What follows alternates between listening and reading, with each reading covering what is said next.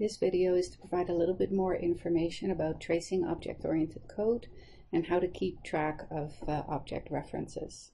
So Java has some standard rules. These rules are never broken and they apply to all references, so that are instances of classes or variables that have as a type one of the classes, meaning it starts with an uppercase character.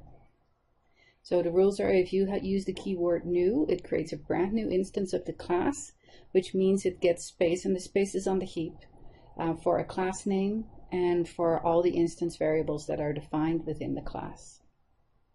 If you have a variable that is a reference type, it means it contains a reference to an object. Sometimes it's called a pointer, and what it actually means is it's a location in memory. When you have an assignment statement, you copy the reference, not the objects. You just copy the reference over.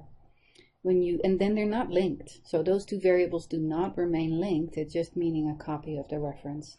Same with parameter passing, you pass the reference. You copy over the reference. Similarly with returning an object, the reference to the object is being returned. So let's take a look at what it means in the code that we've been looking at. So we've been working with the bank account class. So let's do a similar trace to what you've seen in class. So you had a bank account class, and I have a variable called B1, which is a new bank account.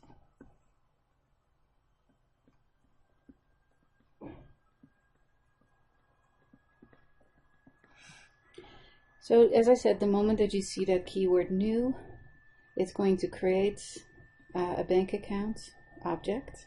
And as I mentioned, the actual class name will be stored. We don't really use that class name at the moment, but once we start using inheritance, it will become rather important. So that is the name of the class and then all the instance variables. We just have one instance variable right now, so that is balance. And as you'll see next week, that would be initialized to 0.0. And then we have the variable B1, and B1 would be on the stack.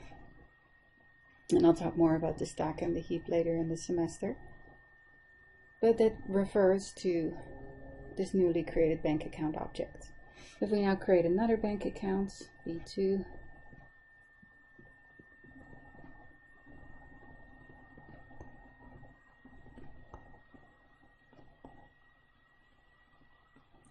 we will go through exactly the same process.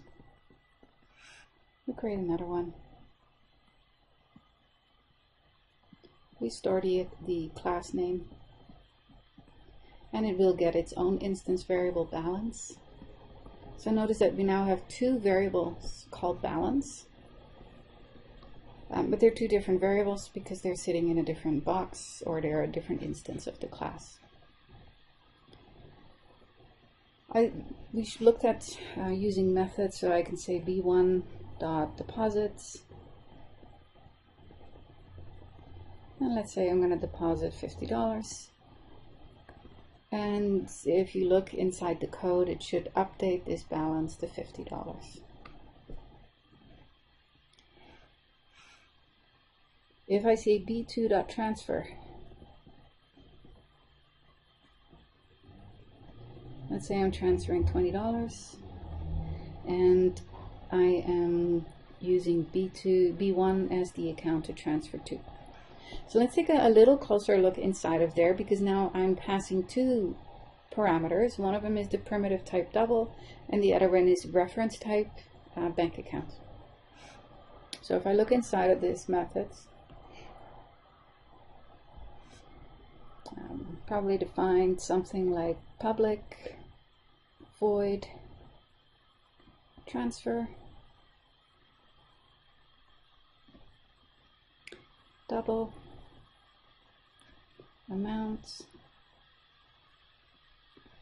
and a bank account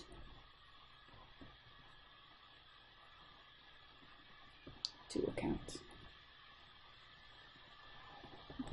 So if I just look at the call, I'm passing in a 20 and a B1. For the 20, I'm passing in the actual value that is there. So amount gets copied into it, 20.0. But B1 also just gets the value copied over, but what is sitting in B1 is a reference. B1 is that reference to this account over there. So the reference is what being copied over. So then to account also now contains a reference to B1. Implicitly, there is also a variable called this. It's not explicitly defined. In Python, this was the self variable that you had to explicitly name as the first parameter. In Java, this is implicit, so it's never defined. And this here is going to be pointing to whatever it's invoked on. So transfer was invoked on B2. So B2 is going to be put into this. And again, what is being put in is the reference. So there is that this variable that is pointing there. And I'm simplifying this code a little bit. What this was doing is I'm saying I'm transferring from this account. So I say balance minus equals the amount. Since there is no local balance variable, it will look in the class scope.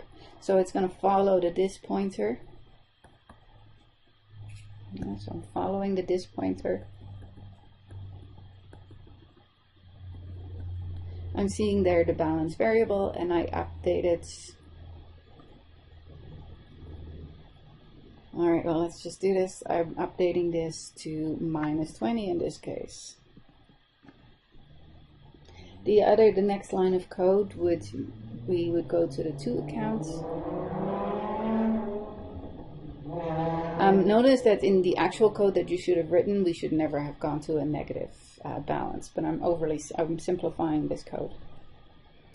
So plus equal amount dot balance. So to account dot balance plus equal amount.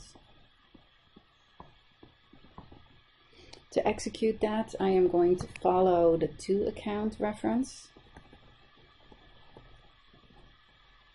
Following that one, I'm seeing the balance and I'm adding the $20 here. And then that method is done. So when that method is done, it just disappears. Yeah, so the amount variable and the to account variable, they disappear because they're local variables. Parameters are local variables. When the method is done, they just disappear. So that means these references disappear that were coming from the method. All of this just goes away and the references are gone. And I can move on to the next line. So one thing that I was working with was a list. And a list can be done in many ways in Java. I'm creating a very simple array. If you want to use something more similar to the Python list, you would use an array list.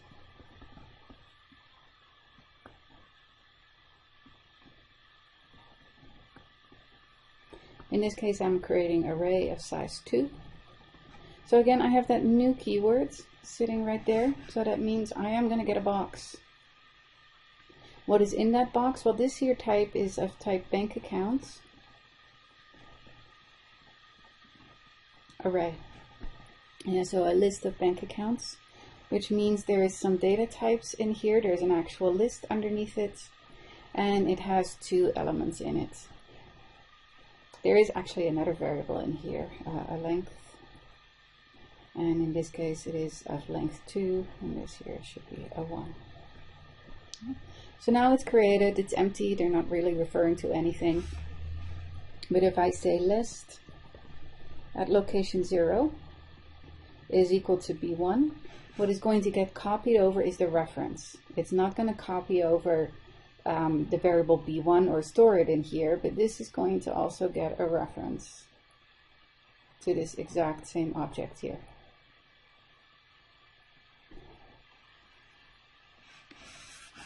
And what we've seen here, if I now do B1 dot, and this should be here 50 plus 20, this should have been 70, then I transferred 20 into there. But if I do B1 dot withdraw, and I withdraw $30,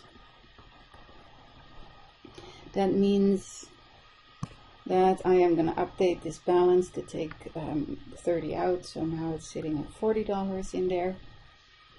Now let's take a look at another thing. What if I now said that B1 is equal to B2?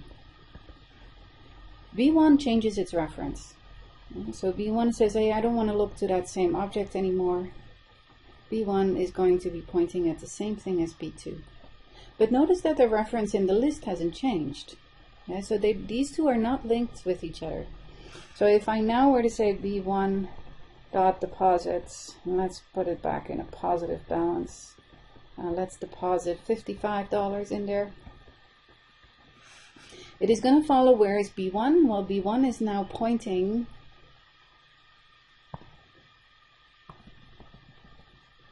to this object. So it's going to put $55 in there, so I end up with a balance of $35. But the list hasn't changed. It's still pointing at that other object that is sitting right here that now has $40 in it. So to really keep track of who is looking at what, it really helps to put the arrows down and to show the links and to show exactly who is referring to what object.